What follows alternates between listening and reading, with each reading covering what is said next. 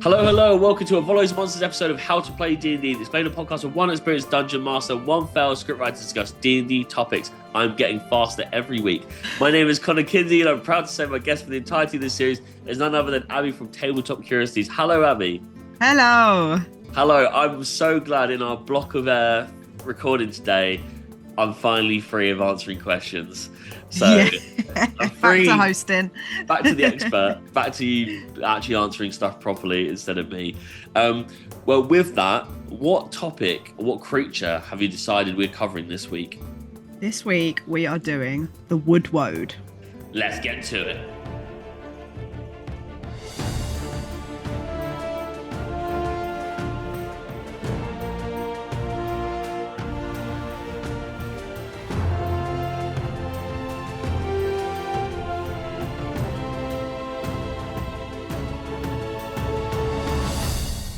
Okay, so today's episode is on the Wood Woad. It's everybody's favourite tree guardian because no one listening to this podcast can think of another.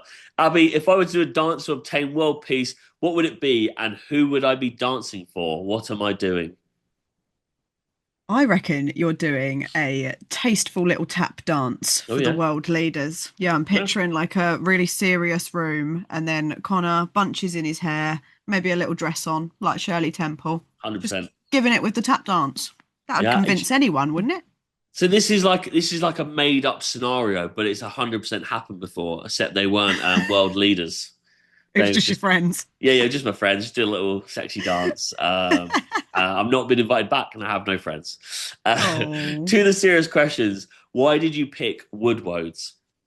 So I think they're really flavourful little guys that can fit in a lot of settings. You often are going to come across like a forest or, you know, in a travel situation. It's very easy as a DM to sort of put some travel forest in there and have that kind of classic spooky forest encounter where the trees are moving, maybe eyes are popping out from the sides, and the woodland becomes kind of mystical. And they kind of have that both. Like you can go spooky with it, you could go folklore with it, and I think you could just really fit it into a lot of different situations. And itself could even be the basis for like a whole one shot or a session because it has quite a rich lore to it as well. I would say off the bat, like looking at these creatures, quite often in D&D, like just straight off the bat with like druids, supposedly, you can't wear armor because it's metal and you're with one with nature, and there's all these kind of like rules people try to stick by, and over time we drop them. But like a lot of the creatures that are kind of like woodland creatures, like twig blights, for example, which are kind of like the opposite of these. They are like, they're a woodland creature. They look like a twig. They look like a tree of some kind, similar to these, but they're very much like entish, like small entish being they've directly taken from what we know from like kind of Tolkien world. With these, they do look like, if you're looking them up, a bit more of a mixture to like the human side of the world, not just natural, right? They've got like wooden swords and shields kind of attached and things, so it's way more I'd argue it's way more fantasy looking than those other creatures you expect in D&D. Yeah, I think the others, like you say, twig blights, tree blights, vine blights, is very much like the forest is against you. Nature itself is horrible and scary. Whereas these, as you say, is kind of like a hobbit ent. They are pretty humanoid. And I think that's really because of the lore and the kind of way they've come into existence in the D&D world. There's a ritual required to make one. You need a living human being who is also willing to participate in the ritual. So you could go right into this, that there's been a history of druids trying to protect this land, but it's all got a bit twisted. And you could use the session to find out how this ritual works. The heart is removed from the human being. A seed is put where the heart was, and then they twist into these like eternal guardians of the forest. And I love that when the Wood Woad is created, it then has a hole where the heart should be. So I think that's a lovely little clue to what exactly is going on with this creature. As you say, it's not just a vine blight or a come to life twig. There's more to Mm. it. Yeah, I mean, I've not used a wood woad. I've not even heard of them until we put this list together. So I'm proper excited to kind of find out. Even that there is like news to me, because I was going to say it definitely looks like some kind of like off the bat for me. I'd have been like, oh, like a forest champion. It's this kind of Mhm. thing, and you've just said, oh yeah, they get selected, they then choose to like. It makes complete sense to me. That's a good case. That's a good just it's great to see like when you see the art, you can immediately think of a world for it and how. Do you know what I mean? It's Mm. not just something that's kind of there in the ether. Like you immediately go, "That's cool. I know how I would use that," and they've already like they've gone to town with that. So right then with the stats, what are we looking at? So they're quite hardy little guys, actually. It's a medium plant, so yeah, we are talking, like we said, like a kind of Hobbit Ent Mm, version. But it's got an AC of 18 with a natural armor and a kind of built-in shield, like you were saying. Their form becomes like the armor as well as the body. nice. Um, and 75 hit points. I mean, not to be shirked, especially when you're unlikely to just have the one of these, I think. I think they Yeah, they yeah. give me the vibe that you'd have a couple creeping out. Um, it's got a 30-foot climb speed as well. So if you are in that forest environment, they're going to be skittering up the trees and doing a lot of like scary movement around you. Um, Strength and con are high as well. So it is a hardy creature that makes sense to that high AC. Mm, Um, but it's also quite stealthy as well. If it's in its right environment, it can be pretty sneaky. It's got a plant camouflage feature where it basically that's has cool. advantage on all stealth when it's in any terrain with plant life present. So it's very much that one with the forest and then the eyes pop out, or Yeah, yeah. something like that, which I really love. It did give me the image of like like kind of old Disney cartoons where like someone's kind of walking through like a dark forest and there's just eyes in like Yeah. literal like black on screen, that kind of it made me think of that immediately.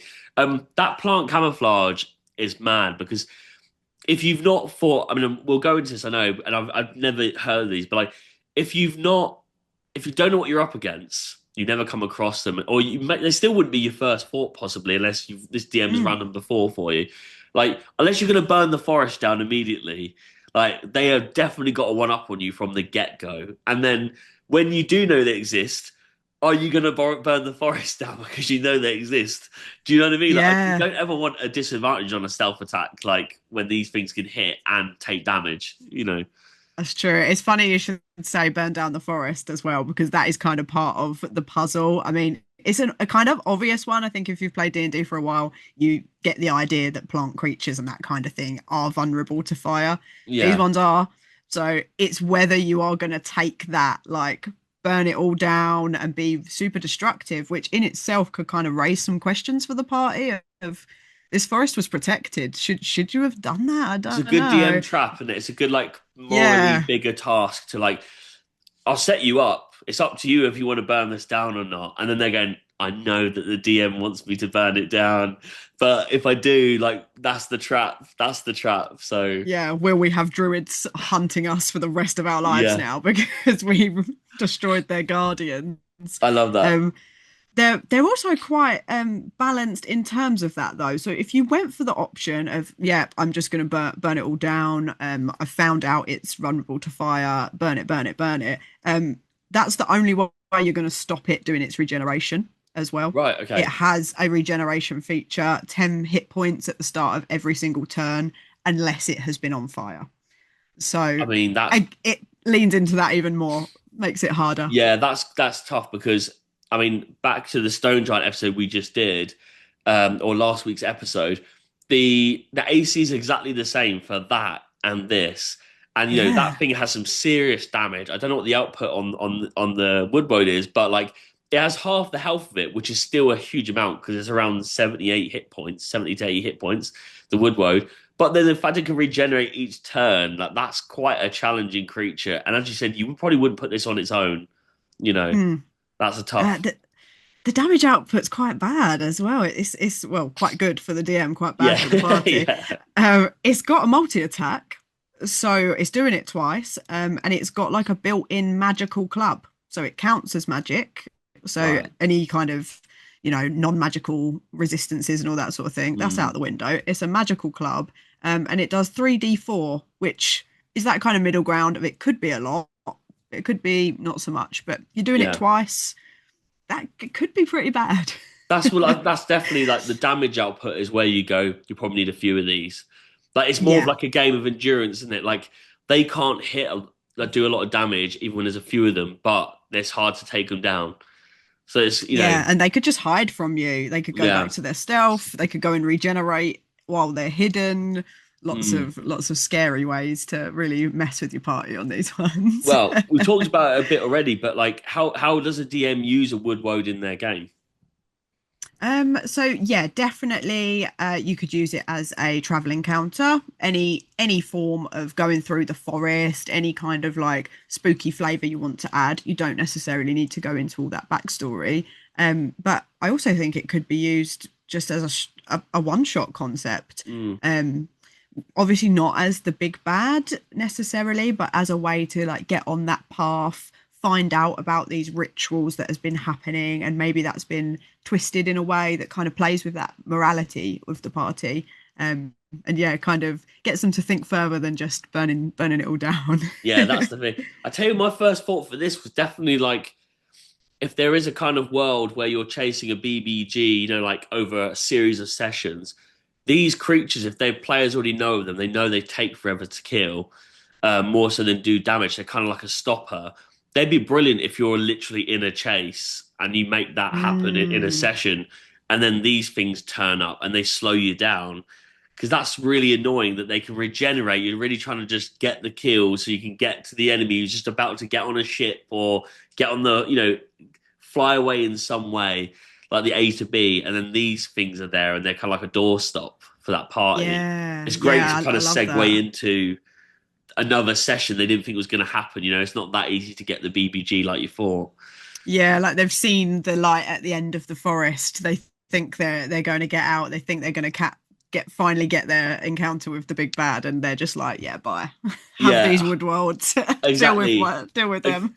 they definitely feel like you said earlier in their kind of like summary of like being like these selected few. It makes complete sense that they're there to defend or guard in some way, to make it a bit of a challenge, Yeah, endurance definitely. wise.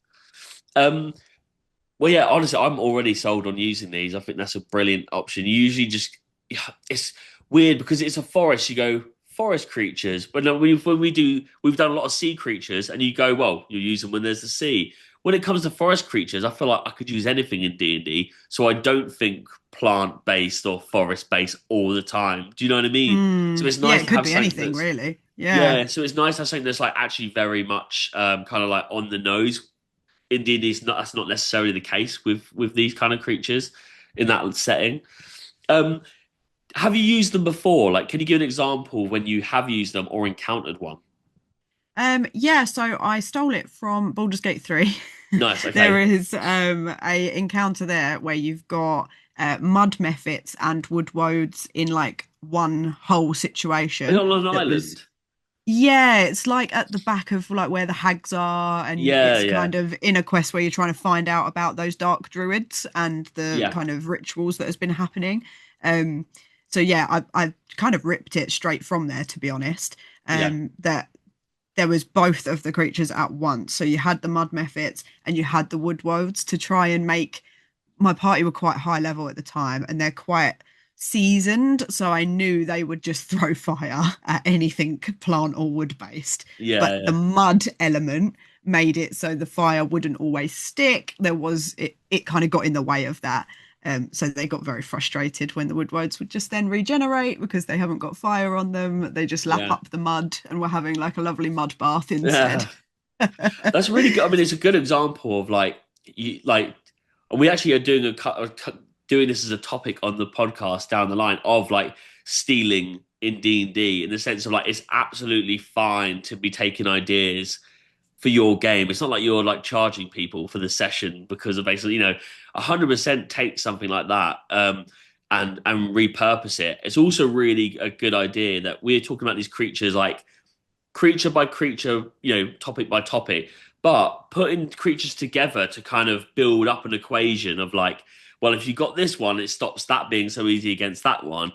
Like, it's not always like five goblins. It can be Yeah. three goblins, two bugbears, something else. Like, why not have those mechanics running?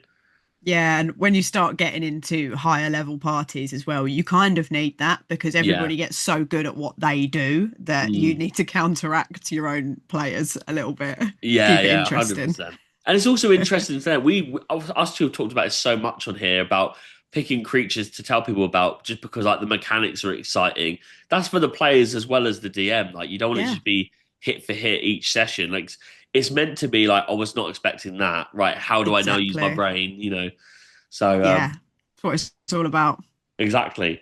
Okay, then. So, what does Volo say about the Wood Woads?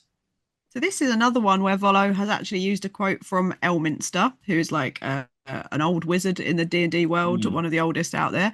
And he says, steadfast guardians who speak little, woodwoads are the perfect neighbours, unless you're a woodcutter. Fair enough. Yeah, as always, tongue in cheek summary.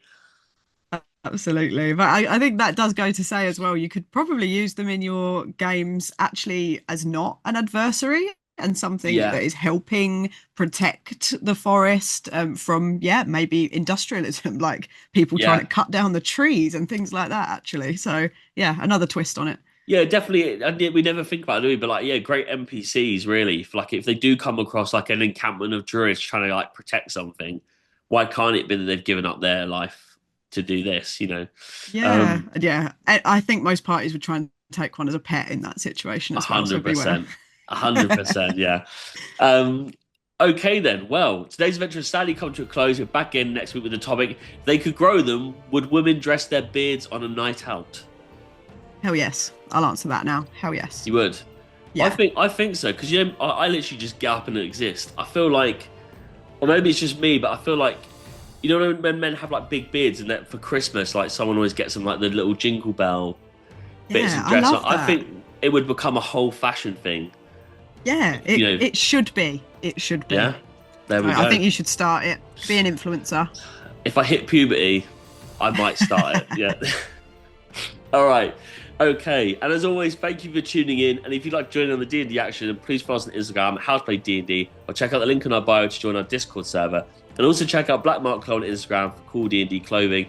Abby, what do you do and where can we find you? I am a dice maker. You can find me tabletop curiosities on all the socials and also the website. There we go. And as always, the links will be in the bio. I've been Connor Kinsey. I've been Abby. Good day.